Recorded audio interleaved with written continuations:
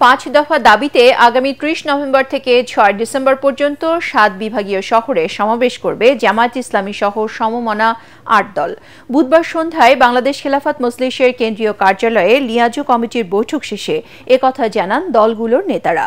এ সময় দলগুলোর নেতারা বলেন, 5 দফা দাবি থেকে তারা এখনো সরে আসেনি। আগামী নির্বাচনে অবশ্যই লেভেল প্লেইং ফিল্ড নিশ্চিত করতে হবে জানিয়ে নেতারা বলেন, নির্বাচনকে কেন্দ্র করে বিশেষ কোনো দলকে সুবিধা দেওয়ার চেষ্টা হলে তা মানবে না 8 দল। এ সময় দলগুলোর নেতারা 8 দলের পরিধি বাড়তে পারে বলেও ইঙ্গিত দেন।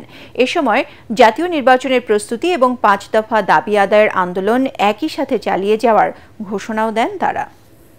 সনদের মধ্যে আছে এটা বিভিন্ন জায়গায় সরকার যাদেরকে পোস্টিং দিচ্ছে সেখানে নিরপেক্ষ ব্যক্তিবর্গদেরকে ডিসি, এসপি, ইউএনও এবং ওসি নিয়োগ দেওয়ার ব্যবস্থা গ্রহণ করে লেভেল প্লেইং ফিল্ড ঘোষণা করতে হবে।